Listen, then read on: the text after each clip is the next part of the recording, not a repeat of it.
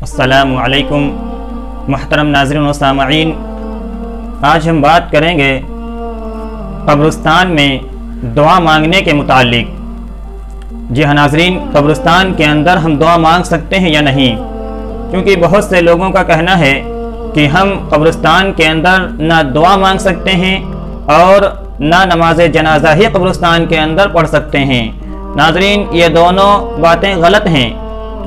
ہم نماز جنازہ بھی قبرستان کے اندر پڑھ سکتے ہیں اور دعا بھی قبرستان کے اندر مانگ سکتے ہیں، لیکن اتنی بات ضرور یاد رہے، قبرستان کے اندر دعا مانگ سکتے ہیں، لیکن جو صاحب قبر یعنی قبر کے اندر جو لوگ دفن ہیں ان سے ہم کچھ نہیں مانگ سکتے۔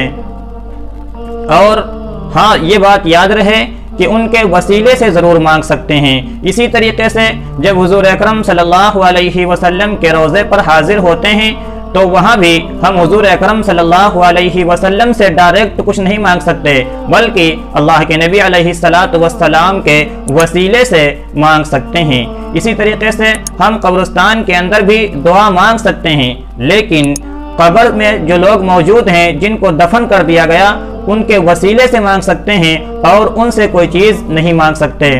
اور جہاں تک ممکن ہو سکے تو قبر کے آگے کھڑا ہوا جائے، یعنی اپنی پیٹھ قبر کے پیچھے ہو اور رخ قبلے کی طرف ہو، تاکہ دیکھنے والوں کو بھی یہ شبہ نہ ہو پائے کہ یہ صاحب قبر سے یعنی قبر کے اندر جو دفن ہے اس سے مانگ رہا ہے، تاکہ دوسرے لوگوں کا گمان بھی غلط عقیدے کی طرف نہ جائے۔